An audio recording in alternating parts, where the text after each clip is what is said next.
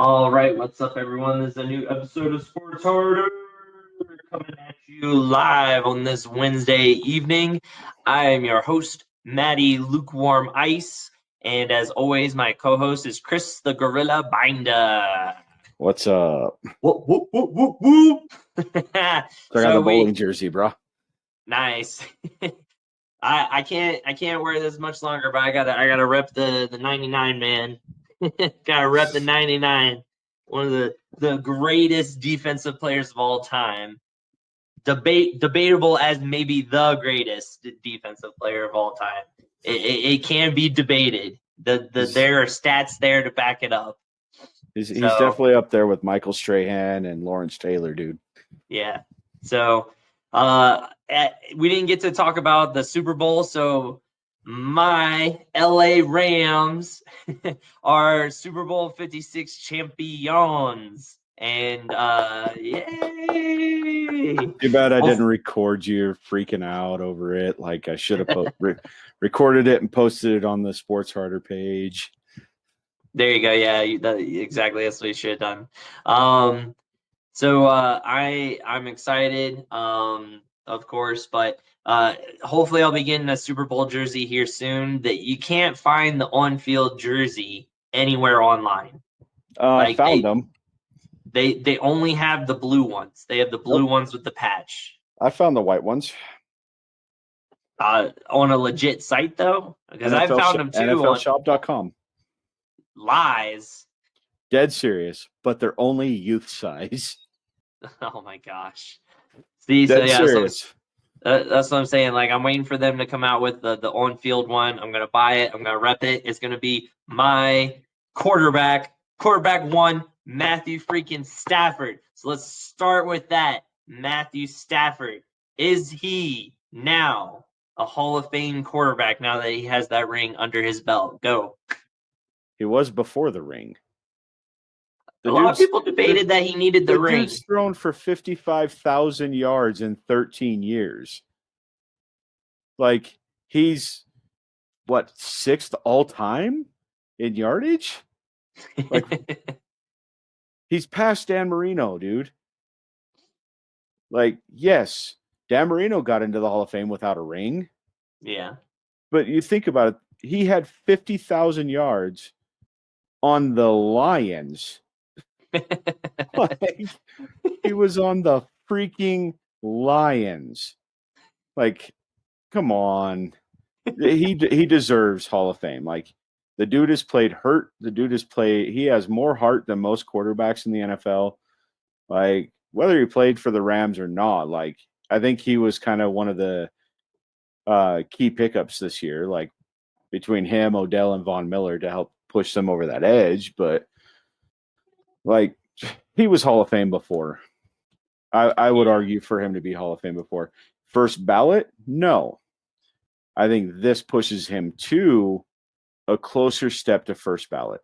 If he can run it back like the Rams want to, then yeah, he'll definitely be first ballot. If they can win 2 in a row, he'll be first ballot hands down.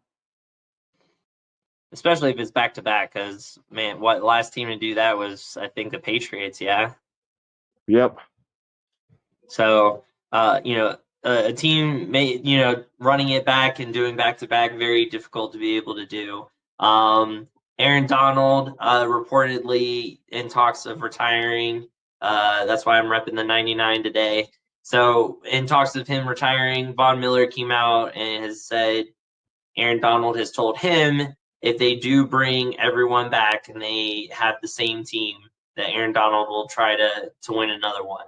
So do you think that's true, or do you think Aaron Donald has a very high chance of retiring now that he has a ring?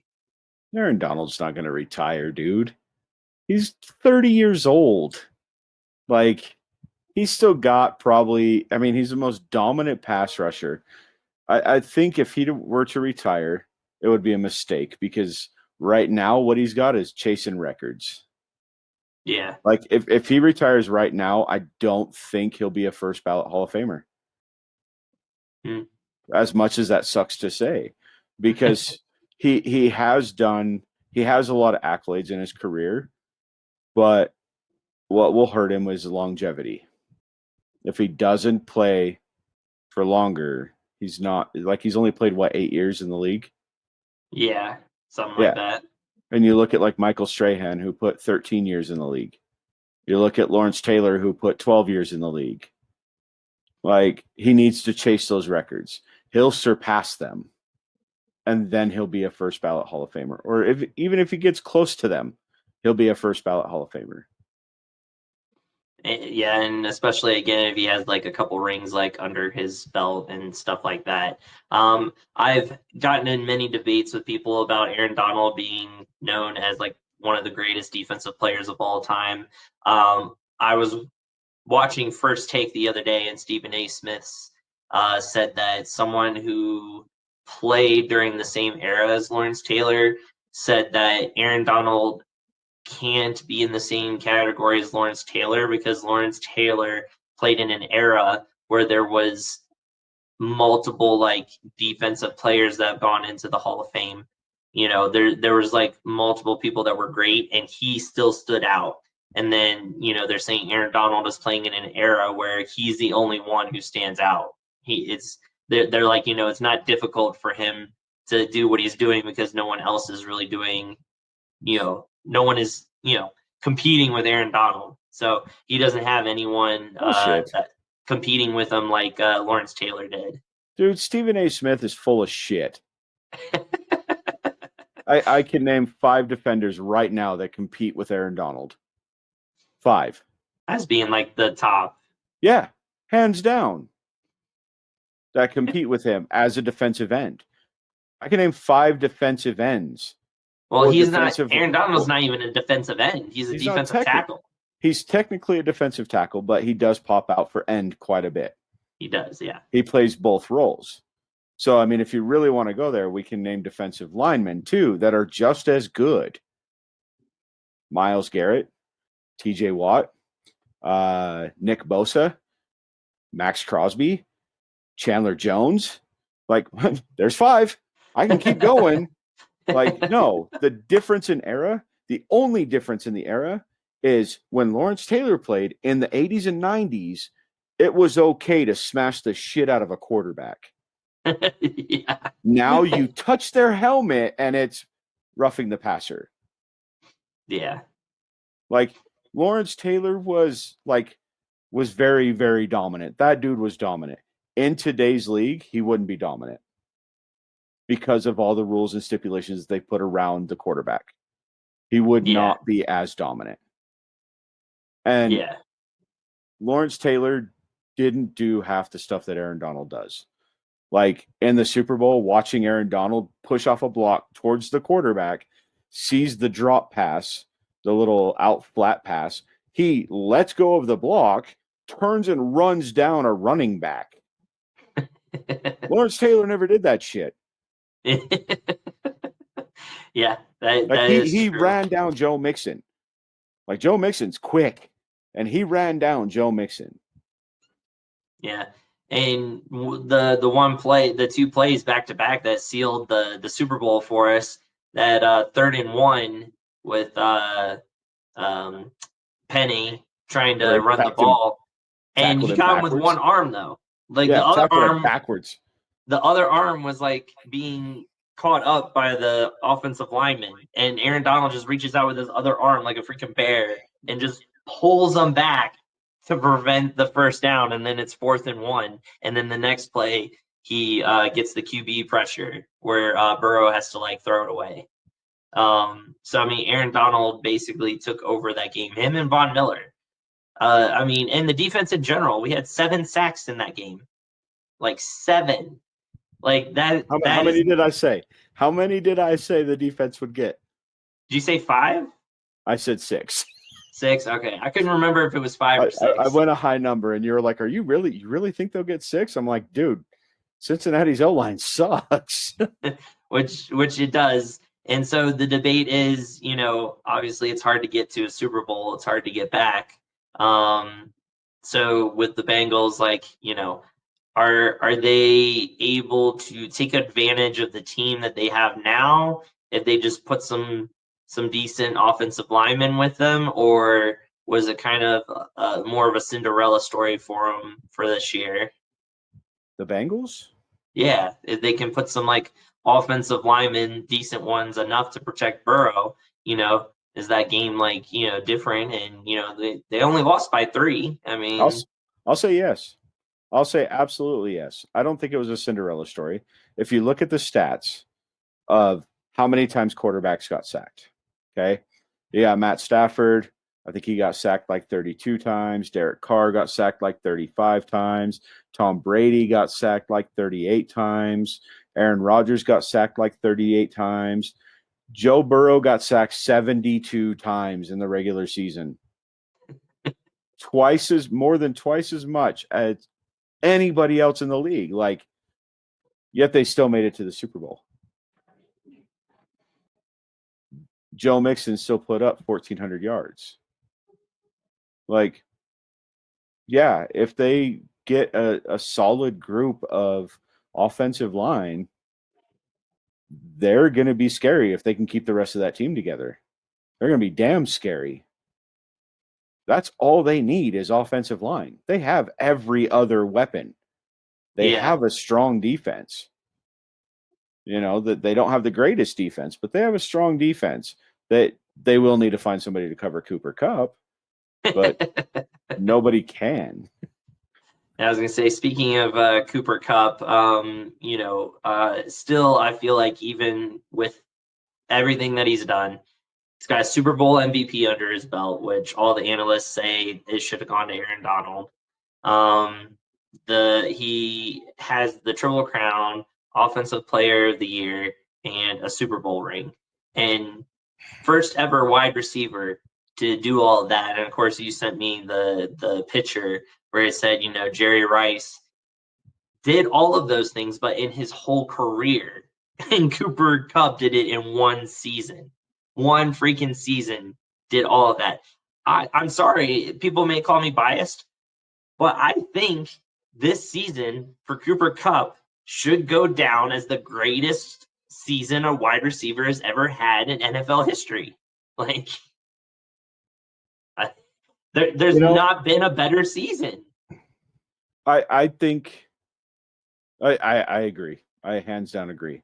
But I want to step back a little bit to something that you said, that the analyst said that Aaron Donald should have got the MVP. I don't think that's necessarily true. Aaron Donald was mostly held in check until the end of the game. So was Cooper Kupp. Cooper Kupp came up clutch. Like, there was a couple passes that Matt Stafford threw that you're like, oh shit, that could have been a bad pass. That could have been a pick.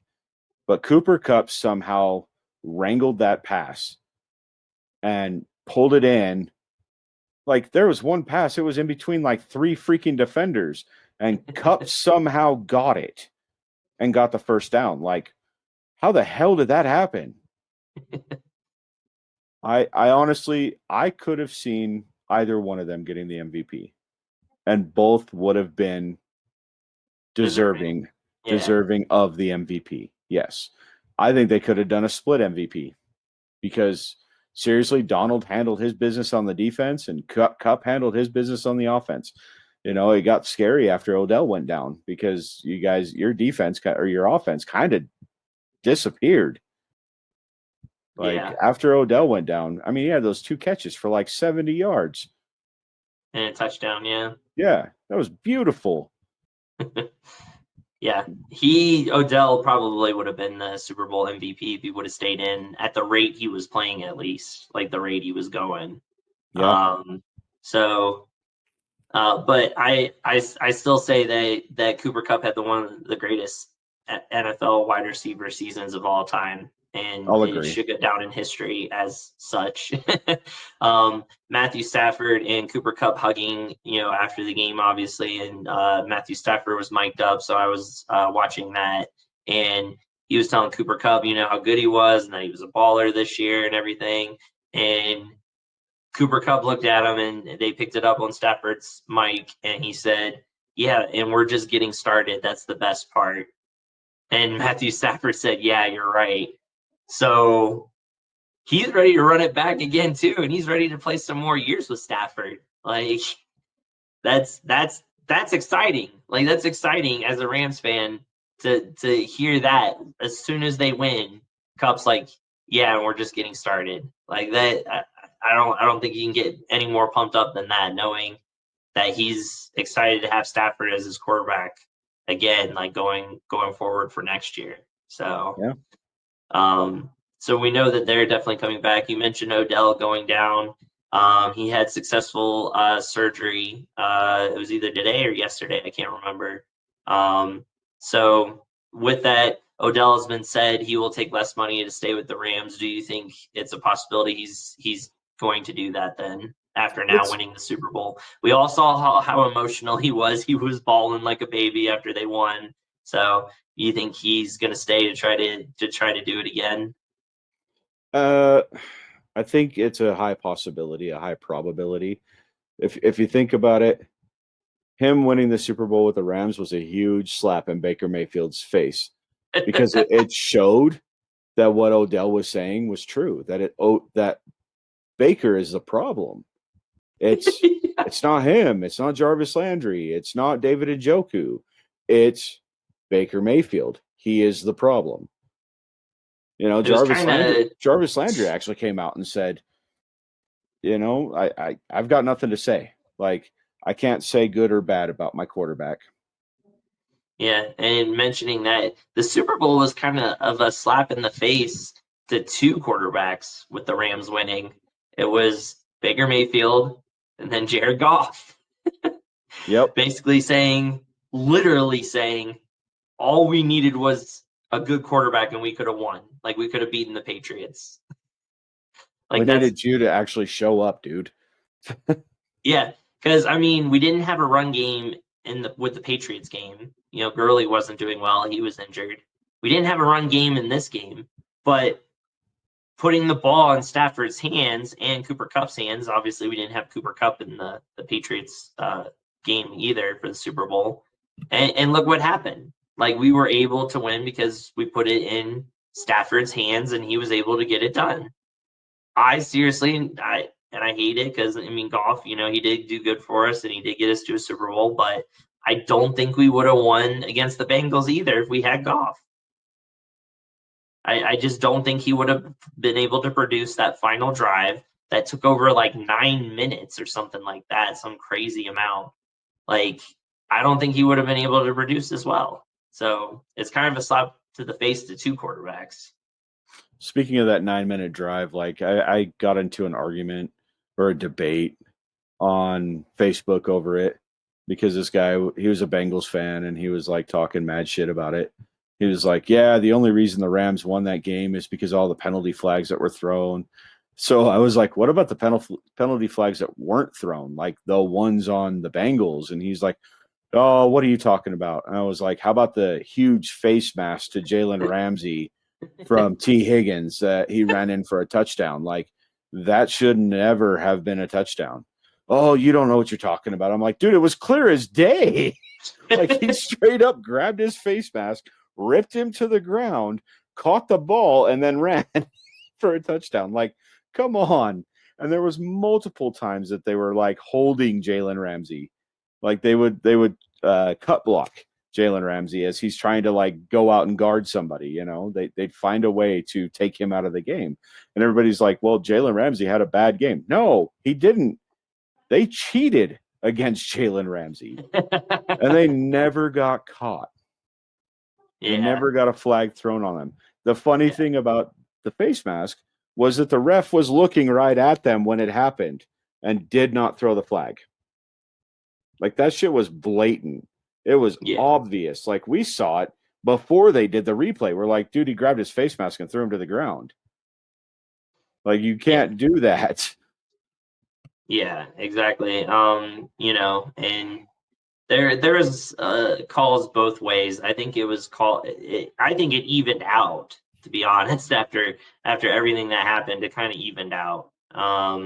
And I have had a lot of Bengals fans like getting on me about it, you know, saying that was the only reason why, you know, that we had won and stuff. So, but you gotta play through that. I mean, we could have sat there and pouted about the Jalen Ramsey one, and then just given up. But the Bengals still had a chance. That's the thing. It's not like the refs prevented them from having a chance. They still had the ability with Joe Cool to drive down the field and at least tie it or win it. And they choked. And they couldn't do it. They couldn't do it. They choked out. The Rams never would have had the lead if that call had been made. The Jalen Ramsey call had been made. I can honestly say the defense had stepped up, and there's no way that they would have scored that touchdown. No way. Wouldn't have happened. Yeah. So therefore, the Bengals never would have had the lead. That last drive wouldn't have mattered. Like, the Rams wouldn't have had to march down for 9 minutes. Like, they could have just sat on the ball and ran it. Like, it changes the entire dynamic of the game by them scoring that touchdown. Yeah, it definitely did. Momentum was all in the Bengals' favor because then Stafford had that pick right after. Yep. That bounced out of the rookie's hands, which I'm sorry, I don't feel like he's going to be on the team next season. He dropped that pass, which caused an interception. I don't even think that was on Stafford. That was on him. And then in the 49ers game, he dropped that pass in the end zone when he was wide open. Stafford went deep to him, and he went like this to try to catch it, and bring it in, and it bounced off of his hands. He bobbled it. There wasn't anybody even around him, and he dropped that. You can't drop passes like that in huge games. So I don't care if you're a rookie or not. I just feel like he's not going to be on the team next season. He was a wide receiver from Notre Dame. Yeah. So most likely not seeing him again. But I mean, he'll run around practice squads. That's all he's going to do. He's going to be a practice squad lifer. Yeah, I mean, he wouldn't have been, sorry again to say I hate this, because I mean, obviously they're better than me as they made a team, but Robert Woods hopefully will be back. Cooper Kupp will be back. If we get Odell and then Van Jefferson, boom, that's your wide receiver group right there. And that's pretty unstoppable if you ask me. If we have all of them, especially rotating out. Huh? With Matt Stafford, and then if you still have Sony Michel and Cam Akers, and I mean, you'd have to choose between Sony Michel and Henderson, so it'd have to be one of those. But either one, you're solid, as long as you have Cam Akers, and then you have one of the other two to back up. Then you've got all four of those receivers with Matt Stafford throwing, and the strong O line that you guys have. Although Whitworth is not going to be there next year, but still, I don't know, man. But Joe Noteboom would replace Whitworth, and he stepped up in the playoffs against the Bucks, when Whitworth couldn't play, and he did an amazing job. So I think we're literally replacing Whitworth with another great offensive lineman. Yeah. So and he learned under Whitworth the time he was there, which is perfect. So So we'll see with that. As of right now, the Vegas odds have the Chiefs #1 to win the Super Bowl next year, then the Bills, then the Rams. So what do you think so far of the early predicted Vegas odds for next year for the Super Bowl winner? I don't think the Chiefs will go. That's not me being a Raiders fan. That's looking at history.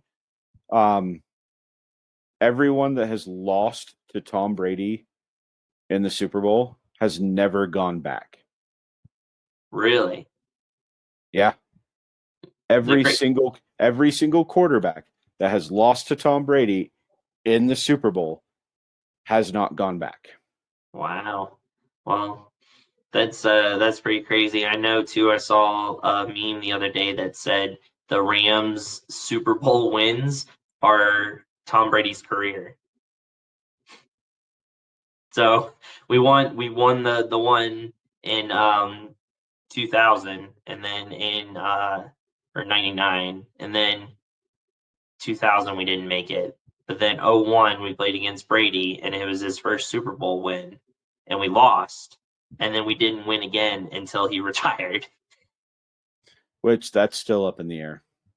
That is still up in the air. That is very true. So there's a huge rumor out there. I don't want it to be true.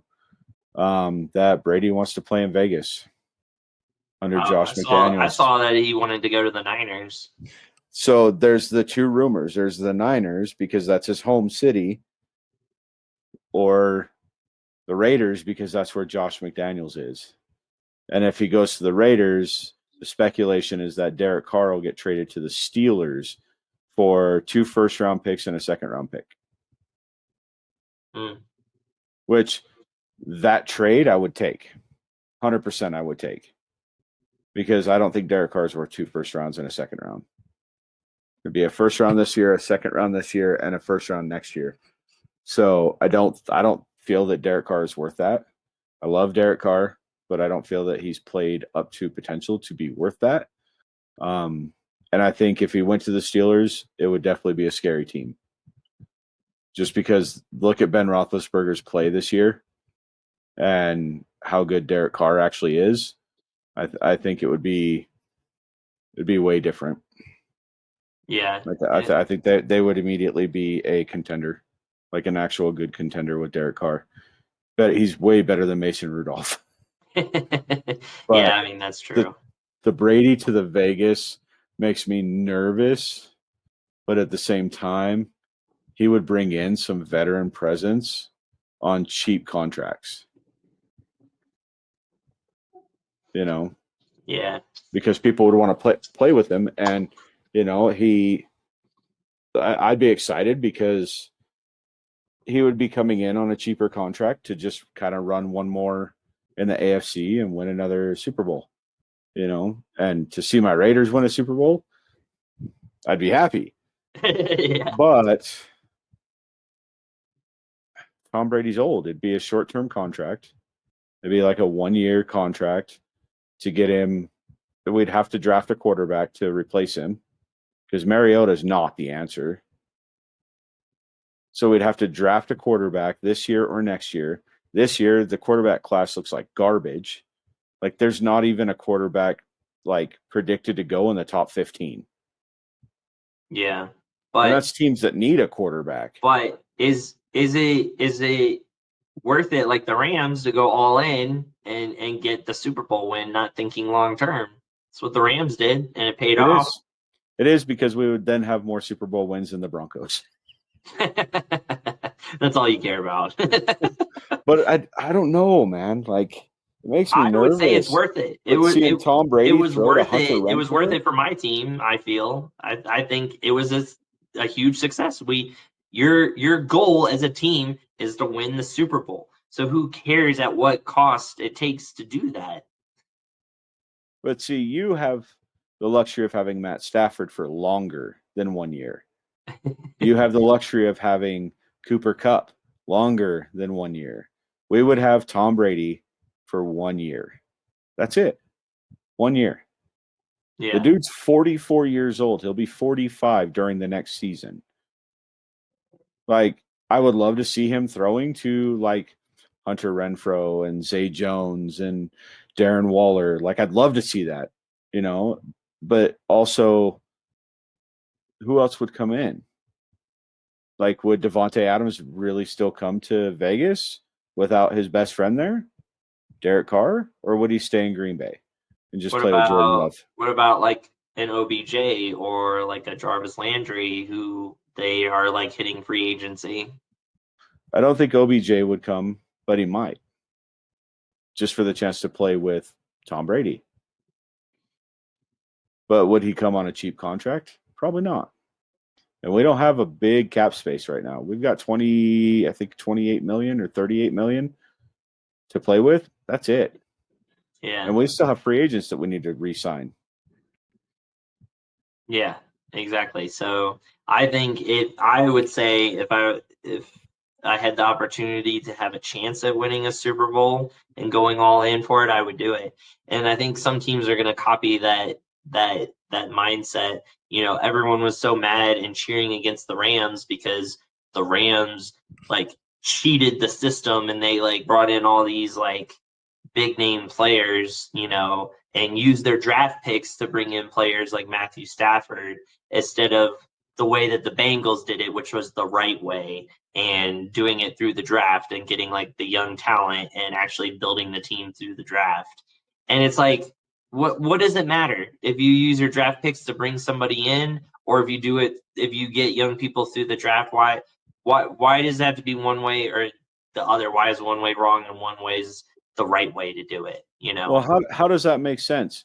Like 90% of the Bengals defense came from trades or free agent Free signing. agency, yeah. Yeah. Like they brought in stars. Like they made the trade for Eli Apple. He wasn't a free agent. They made the trade for Hendrickson. He wasn't a free agent. They traded draft picks away to get some of these people. Jesse Bates wasn't originally a Bengal. Yeah. And they made trades and they made good signings in the offseason is really what they did. And like Von Miller, he didn't want to leave, but Denver threw him on the trading block. The Rams jumped. Wouldn't you? Von Miller's like one of the most dominant defenders like of this era. And then Odell Beckham wanted out of Cleveland. He asked for a trade. He said, "Trade me. I don't want to play here. Like I don't like the quarterback, I don't like the coach, I don't like the front office. I don't want to be here." The Rams were the first to jump. There was no other offers. Like they couldn't get an actual trade done because the Browns were asking for way too much. So the Browns cut Odell Beckham. And the Rams were the first team on his doorstep. Come play. We're going all in right now. Come play. It's not that they went about things wrong. They were just quicker than the other teams. Yeah, they made the moves before the other teams. Yeah. And do you remember when the Rams first got like Von Miller and OBJ in the first game that they all played together? We got like crapped on by the Packers, and everyone was like, "Oh, well, I guess maybe it wasn't a good idea to have them come in. It doesn't look like the team is gelling and blah blah blah." It was the first game with them playing all together. Now, what does everyone have to say now? That we won the Super Bowl, and those players that we got were key reasons why. Like Von Miller blew up in the playoffs. OBJ blew up in the playoffs. Like but OBJ blew up in the season as well. I think he played like 6 or 7 games with you guys. Yeah, it took a while though. Those first couple games, not so much. But it took 2 games. Yeah. But then he went off in the last few games and scored more touchdowns in 4 games with the Rams than he scored his entire career with the Cleveland Browns. Yeah. 4 games. Yeah, that's all it took. That's how bad the Browns really are. Yeah. And so I just think it's funny that everyone was like saying like, "Oh, well, I guess, the Rams couldn't make it work." And then we made it work, and everyone said OBJ was toxic. Don't bring him in. He's only worried about himself. And then he jumped in on the mentality of we, not me, that the Rams always, put out there. And he bought into that and was all about that. Like he was like so excited for Cooper Kupp. Like, and he was like, next season, I'm going to go toe to toe with him and we'll see who can do the best. So it's just like he bought into it when no one thought he would. Everyone thought he was going to be toxic and cause drama and blah blah blah. He didn't cause any drama, did he? The whole season. Nope. He shut up and he let his play do the talking because he wanted to prove that the problem with the Browns was not him, not Jarvis Landry, who's like his best friend. It was Baker Mayfield. Baker Mayfield is not a good quarterback. I'm sorry. Like, he's trash. He's better than Jameis Winston, but he's trash. Yeah, this is true. So, I'm saying that as a fan. I'm not saying that as I could do better than him because there's no fucking way I could throw a 70-yard pass. I can't do that. My arms are old. My body's old. I'd be lucky if I could throw 20 yards at this point. He's a professional. I'll give him the credit that's due that he's a professional. But he is probably a bottom 5 quarterback this year. Yeah, I definitely agree. So it is the off season, so now we get excited about all the trades and move arounds and free agencies that we'll get to talk about. And one of the big ones for the offseason, of course, is Aaron Rodgers and where he's going to end up. He's already released a bunch of stuff on Twitter or whatever it was, Instagram, saying all this stuff about how appreciative he was and showing all these pictures of him in Green Bay. And so now everyone's like, well, he's leaving. And then he was like, no, I just got done from like a 3-day cleanse. And so I just wanted to show my appreciation for everyone. It didn't mean anything. That's such bull crap. Is it though? Is it though? I mean, if they fire the GM because of Aaron Rodgers gets along with Matt LaFleur very well. They're actually pretty close. He just hates the GM of the Packers.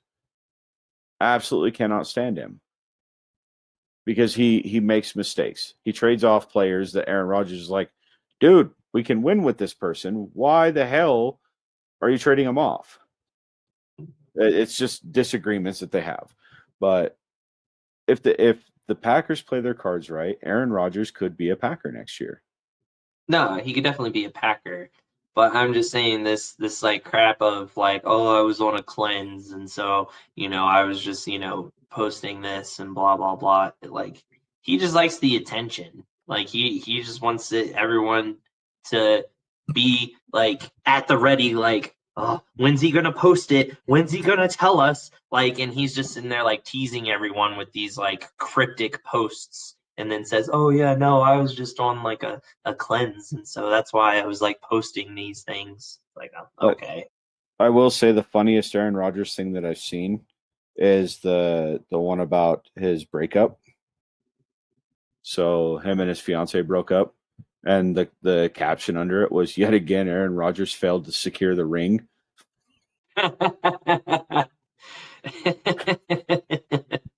Oh shoot, that's funny. I mean, it's terrible to laugh at somebody's heartbreak, but I don't know. It was funny, but Savage, but funny. yeah. And speaking of Aaron Rodgers, they were showing the stats. Him, because everyone says Aaron Rodgers is a Hall of Famer, and transcended quarterback and everything. And they were showing like his stats compared to Matthew Stafford, and Matthew Stafford just in this season, this postseason, was able to get just as many Super Bowls as him, which is one. He was able to get he doesn't have the same amount of playoff wins, obviously, but he was Or able to get his MVPs, record. Huh? or MVPs. Yeah, he has like more MVPs, obviously, but the touchdowns and the passer rating and like all that stuff is like the same as Aaron Rodgers, like during the postseason. So Yeah. it's just funny that Stafford, in one season is already caught up to him basically.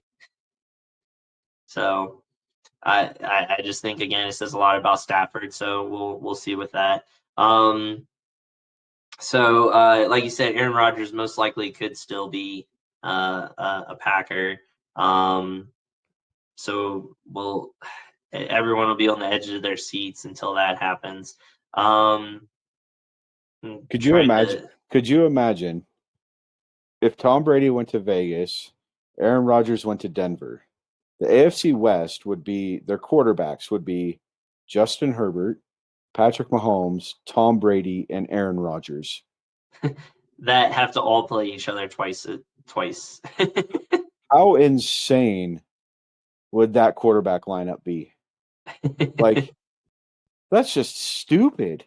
Because I'll give Justin Herbert his due. He's a damn good quarterback. He hasn't proven anything yet being playoff ready or anything like that. He hasn't proven anything in that aspect, but he's proven that he's a good quarterback. if you put him with a good defense, if the Chargers can actually put together a decent defense, they might be scary. Especially if they keep Mike Williams and Keenan Allen. Yeah.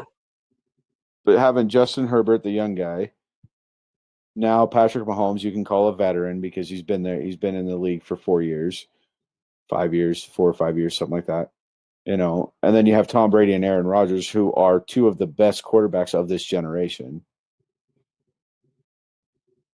Like, it's Tom Brady's the most winning, where Aaron Rodgers has led his team to the most 13-3 seasons in NFL history. Like, he did back-to-back-to-back seasons of 13-3. It's never happened until the Packers did it this year. The last 3 seasons, they've been 13-3. But Aaron Rodgers is probably one of the most accurate quarterbacks to ever play the game. I don't know. Drew Brees is up there. Oh, definitely. Definitely. But I think Drew Brees is number 1, and I think Aaron Rodgers is number 2. Yeah. For I would highest passer rating and highest completion percentage. Completion percentage, yeah. So I don't know. To me, that would be like the AFC West would be the gauntlet that every team would have to get through. Yeah, that's definitely true. And it depends where some of these other quarterbacks, get moved around. Jimmy G is in the talks of, not being the quarterback for the Niners. Do you feel like this kind of putting Trey Lance as the starting quarterback kind of sets them back a little bit for their plans to win now? Because Oh no, I think Trey Lance played better than Jimmy G this year. But nobody knew how to play him because they didn't have a lot of tape on Trey Lance. He only played like 6 games at North Dakota State. So they didn't have a ton of tape on him. Yeah, that is true. So, I mean, for our division, obviously we'll have Stafford, the Niners maybe having Trey Lance, the Seahawks, I said at the beginning of last season that Russell Wilson wouldn't be a Seahawk come sometime here soon. Do you think that's still going to come to fruition that he won't be a Seahawk? Yeah, he wants out. And now Kyler Murray wants out of Arizona. Yeah, I was going to say, and then now Kyler Murray. So, I mean, do you think our division kind of, depending on who comes in, obviously, kind of, do you think if those quarterbacks clear out, that kind of helps us a little bit, like with our division? I can tell you it's going to help you a lot because the Cardinals were the team to beat this year. 100%. Until closer to the end of the season. Then they just became trash.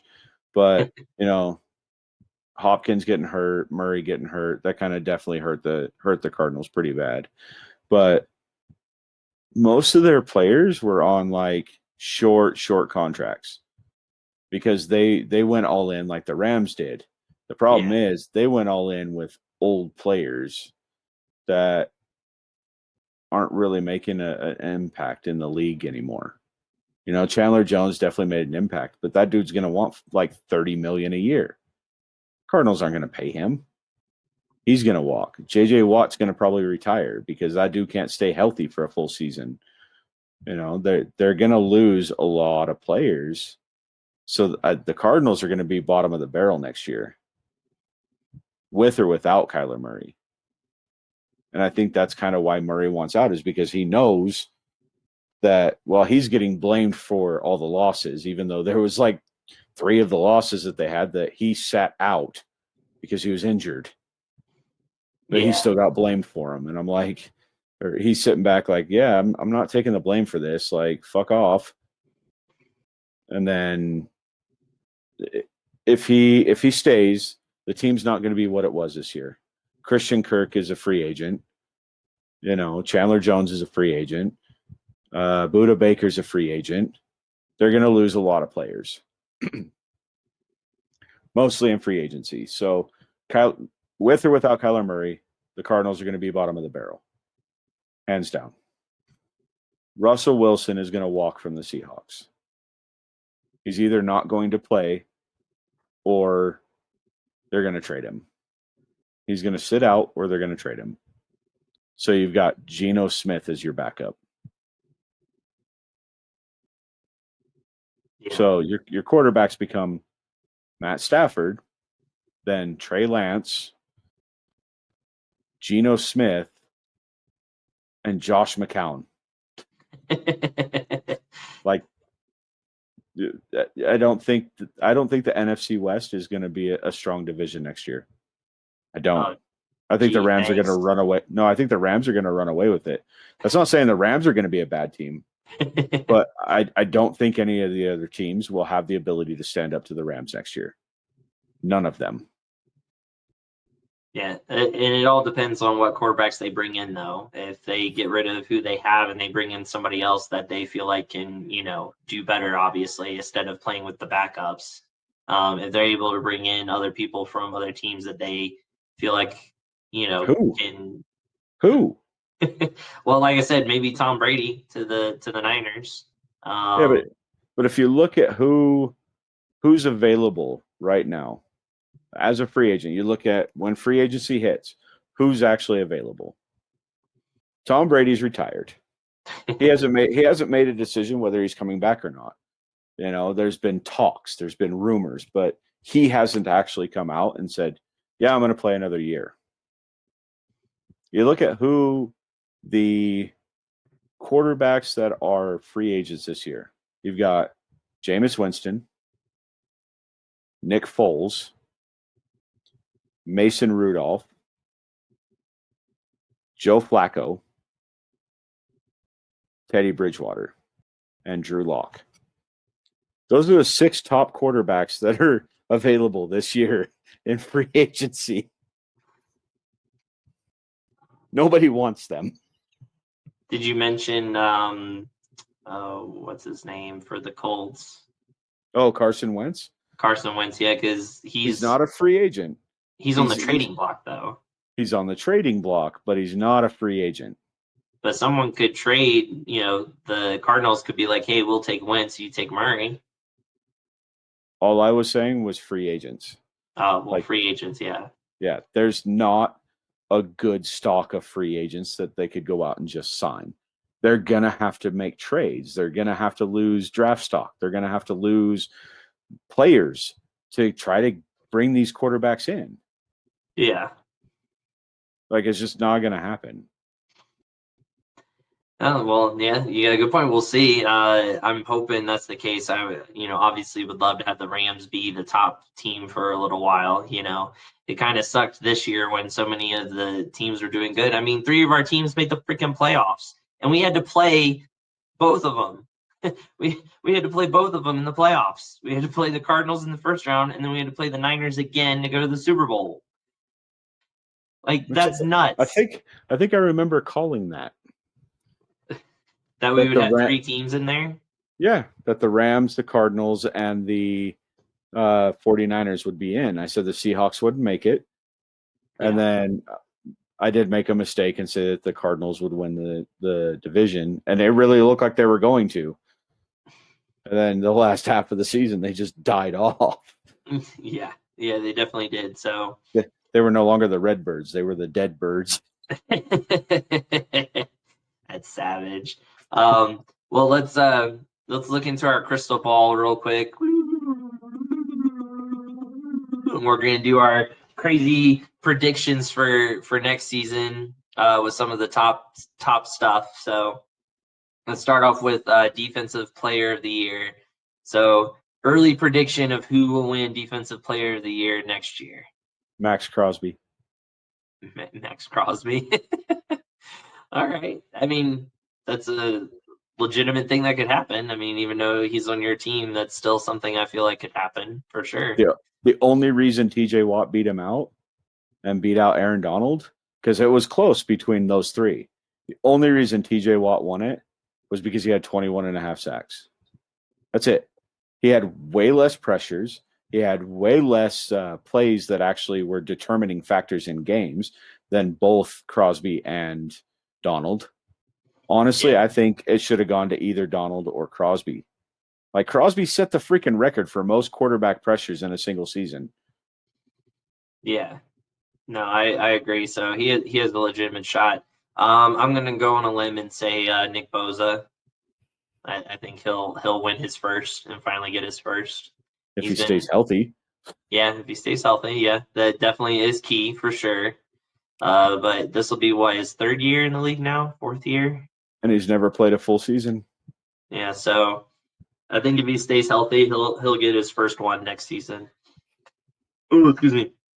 All right. Offensive player of the year.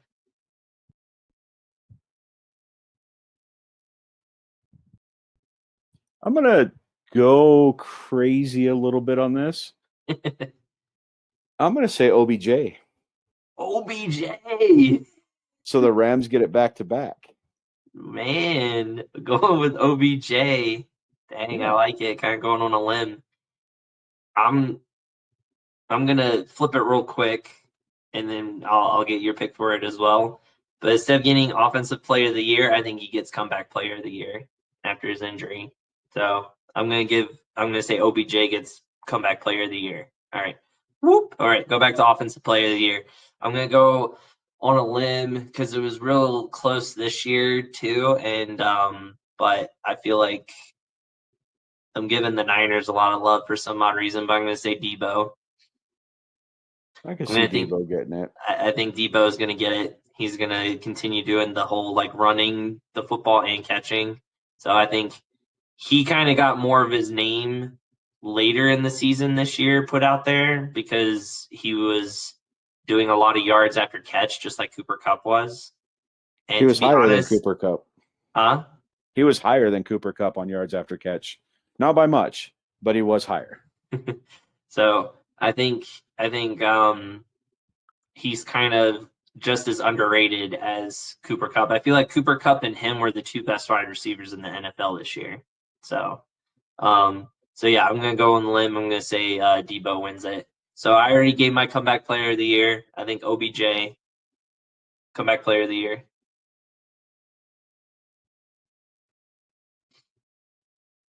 Comeback player of the year. I'm going to go on a limb as well with that. I'm thinking a defensive player could get it too. I have another one in my head that might win it.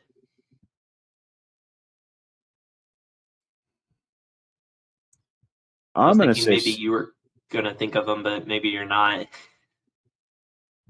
I'm struggling a little bit with it.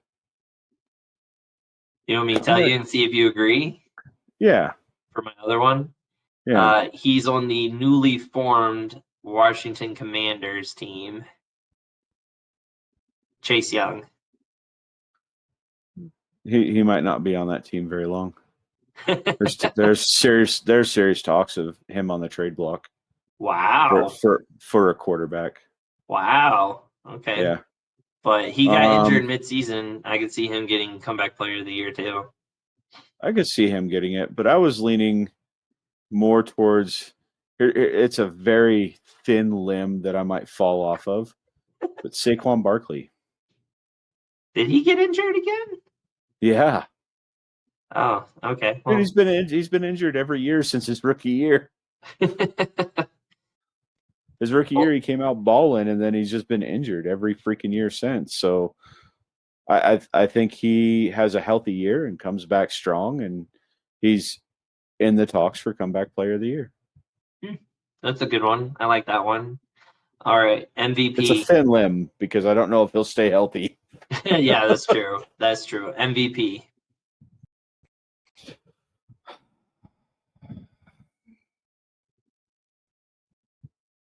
Matt Stafford. Matthew Stafford. He was in talks like early in the year and then it kind of died down. Because they lost a few games. Yeah. Wow. November okay. was a tough month for them. Well, yeah, because we didn't win a single game. Yeah. Gosh, MVP. It always has to be a quarterback because this year I felt like Cooper Kupp should have won it, or even why am I blanking? Jonathan Taylor. I thought he maybe should have won it too. I thought it should have been between them two, to be honest. One of them two should have gotten it. Yeah, I mean, I don't understand how Aaron Rodgers got it. When his first game, he had a 0.9 passer rating. Where if you throw 30 passes and they're all in the dirt, no completions, but you throw 30 passes, your QBR is 33.5. And he had a QBR of 0.9. How the hell was that overlooked in his MVP ballot? I don't know, because he's Aaron Rodgers. That's like the main reason. Um, Gosh, I'm kind of torn again. Going out might be like going out on a limb too.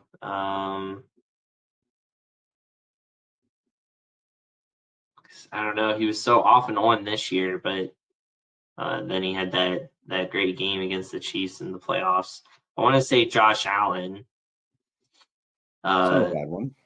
I think he could win his first one if, but Especially if the trade goes through that they're speculating is going to happen. why? Who are they trying to get? Christian McCaffrey. Oh, really? Yeah. Could you imagine Dang, him on that Bills squad?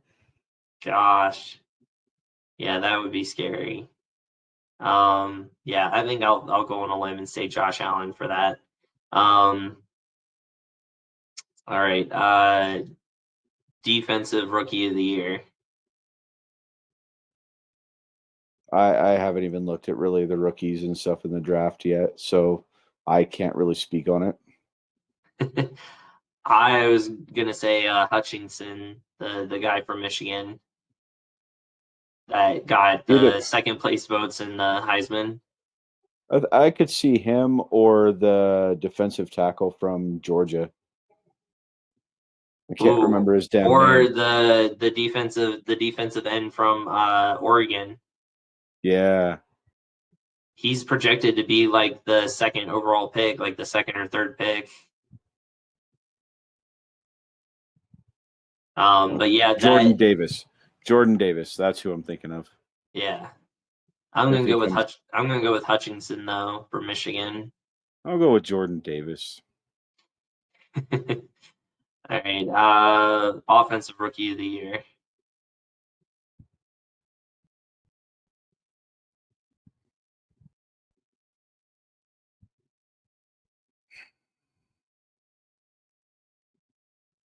I don't know, man.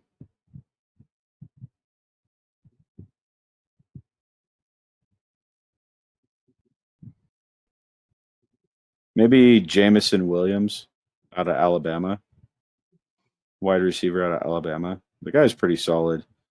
He averaged like almost 20 yards a catch. Yeah, I was gonna say I was gonna go with him or the wide receiver from USC. I can't remember his name. Um, Oh, that big ass dude, the dude that's like 6'6", yeah, looks like Calvin Johnson. he's like projected to be like the 10th overall pick or something like that to go to the Giants. Yeah. So, which I mean, he's gonna have Daniel Jones as his quarterback, but it's still, I can still see him doing well. But yeah, I think the wide receiver from Alabama would be able to do well too. Yeah. All right, I think that's all the like major awards when it comes to that. It'll be fun once the season starts again. We'll be able to do our early predictions of like division winners and all that, and predicting who's going to be making the playoffs that didn't make the playoffs this past season that will get in next season just because of certain things. So, um, but yeah, I guess talk about a couple more things and then kind of wrap it up. So, um, the Vikings announced that Mike Connolly is going to be their new head coach. He just came off the win with the Rams in the Super Bowl, so that definitely was going to solidify him getting that job. He's already taking a couple of our coaches with him, which kind of sucks. So we've already gone and hired some people. We hired um, one of the offensive coordinators for University of Kentucky.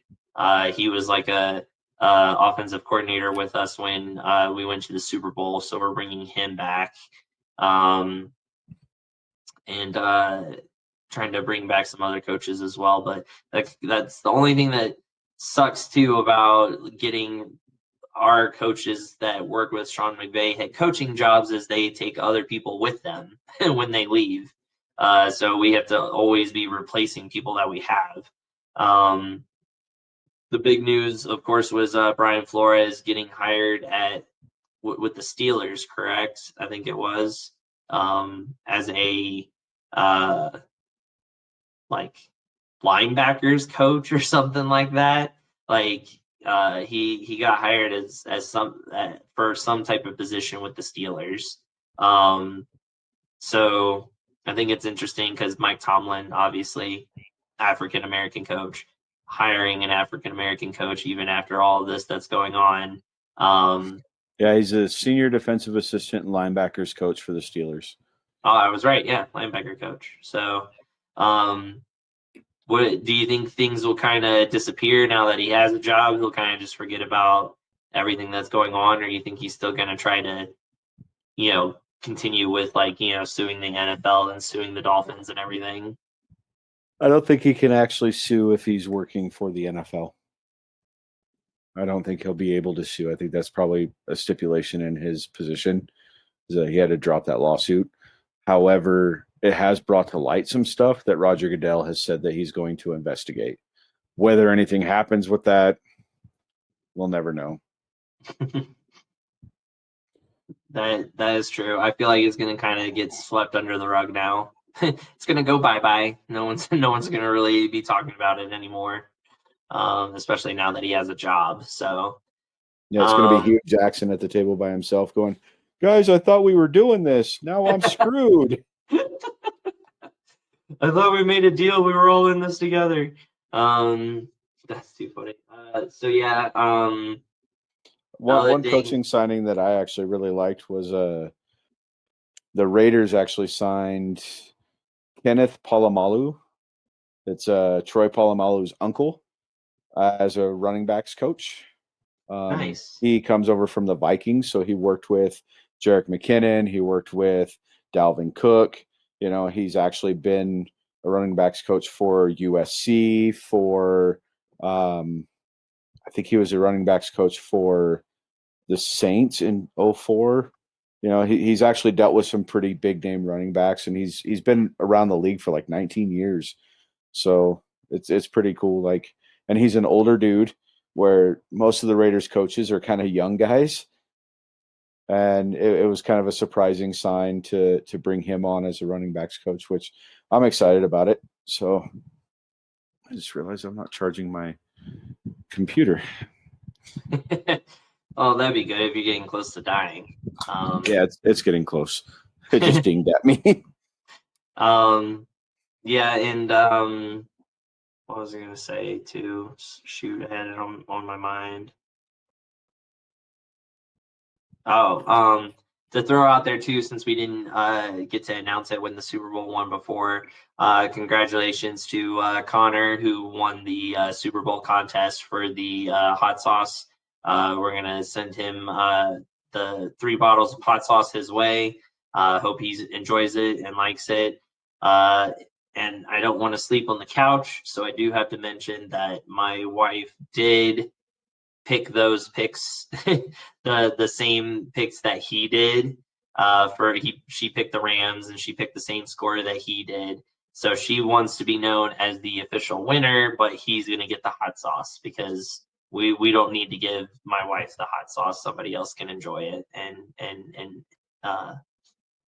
suggest it to friends and stuff like that. So my wife wanted to be known as the official winner. Co-winners. She doesn't like that word.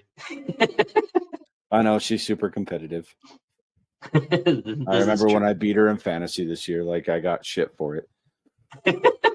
Yeah, don't do that anymore. Stop that. And speaking of fantasy, hopefully next year, anybody that wants to join, let us know. I think I might have some people lined up that will want to join and get it going. We want to keep the tradition going and have like a full competitive and people actually participating in it. So And this is what you win. Yeah, whoever can get the belt for next year. So that's staying at my house. I'm winning next year too. Until I win it, and then it'll come back to my house. Nope. I'm winning it next year. It still stays in the podcast family. Like, it's all right. I'm going to go back to back so I can rub it in Nico's face that I was a loser for 5 years and now I'm a back-to-back winner. So from worst to first, baby. Yep. Oh my goodness. Crazy how that can happen so much easier in fantasy than it can in real NFL. Right. But just to throw out there real quick too, Major League Baseball came out today to say that if negotiations for the lockout continue to go the way that they are going, they'll have to make the season shorter for this upcoming season. Like, it won't start on time. Yeah, they were already supposed to start spring training. Yeah, their first meeting to negotiate lasted a whole 15 minutes. So negotiations obviously not going that well if the meeting only lasted for 15 minutes. Yeah. So we'll see how that plays out. Let's see. NBA is still going on. The All-Star break just recently happened. So the All-Star game, Steph Curry setting the record for the most threes in an All-Star game. I think he had like 19. 16. I thought it was like no, he had 15. 16. He had 16 because he scored 50 points. Yeah, so outrageous. just crazy. There was a really funny one when he shot. He shot the ball and immediately turned around and started talking to people in the crowd. And he's like, "It went in, huh? It went in, huh?" They're like, "Yeah." So he runs down the court. I know he was giving crap to Trey Lance, or not Trey Lance. What's his name from the Hawks? It's Trey. Trey something. I can't remember now. Brain fart. Right? We're not supposed to have brain farts. We're sports guys. What the hell? brain farts still happen to people. Atlanta Hawks.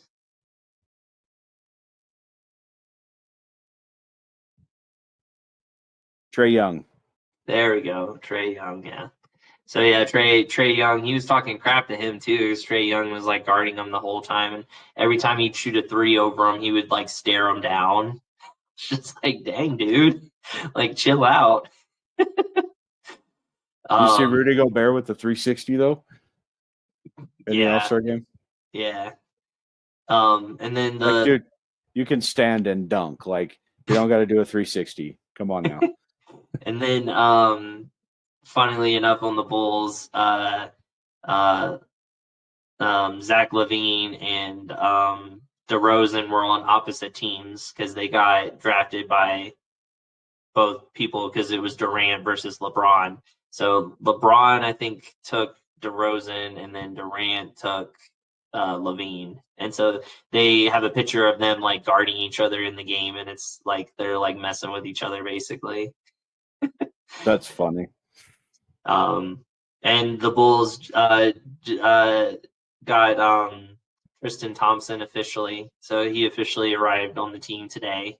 Nice. So another good addition to the Bulls, which hopefully will propel us to do something during the offseason. I just know this at least guarantees that we're going to make the postseason this year. Now, what we do in the postseason, that's a whole different story. But we're at least making the postseason, which is better than what we used to do here recently. So we'll see what happens with that. You guys will see me with more Bulls gears once I come down from my high of winning the Super Bowl. I still got to do at least one episode of wearing my Super Bowl gear with the parade hat and then the Super Bowl shirt that Chris got me. So yeah, that's coming after the first. So yeah, so everyone will have to deal with that a little bit longer, but mostly it'll be Bulls stuff going forward. and supporting them. Oh, excuse me. Alrighty, so to wrap things up like we always do, we always have our hashtag, and I don't care if the NFL season is over or not. It's going to be hashtag Earl Thomas still not signed. Hey, maybe It's time to retire, man. There's going to be a free agent pickup right there from somebody. He could have joined the Rams and won a ring, right? Like Eric Weddle. He could have just randomly joined and gotten a ring. Yeah. Shoot. Could you imagine that if we would have gotten Eric Weddle and Earl Thomas? You know, both of them not both of them because Earl Thomas isn't retired, but you know, Eric Weddle coming out of retirement and then Earl Thomas being signed after not playing forever and then winning a ring. That would have been hilarious. Earl Thomas has a ring. Well, another ring. Yeah. But because I mean he hasn't done anything since then, so it'd be good on his resume to have 2 Super Bowl rings. But yeah, and then even though Larry's not here and he couldn't join us tonight, we'll still give him a shout out and do the hashtag 30 for 30 Florida Gators. Can't do the hashtag Cooper Cup for MVP anymore. He at least won the Super Bowl MVP. We'll give him that. Maybe our good juju of our hashtags help propel him to get the Super Bowl MVP. some good mojo out there, putting it out in the universe. Yeah. But yeah, you know, next week we'll dive more into NBA, and with Harden starting to play for the 76ers, we'll talk about Simmons playing for the Nets. If he decides to come out of his emotional state to play now, he'll be, you know, mentally healthy probably just because he's not playing for the Sixers anymore. You know, we'll get into all that. We'll get into baseball stuff and negotiations with that. And of course, if anything happens in the offseason with football, we'll always bring it up. So you can always catch us on Spotify, Apple Podcasts, Anchor, all the major podcast places. You can catch our beautiful faces on YouTube, Sports Harder Podcast. You can comment on our Facebook page, Sports Harder Podcast, and we'll shout out if you do any comments or anything like that. So until next week, we will catch you guys on the flip side. Later. Deuces.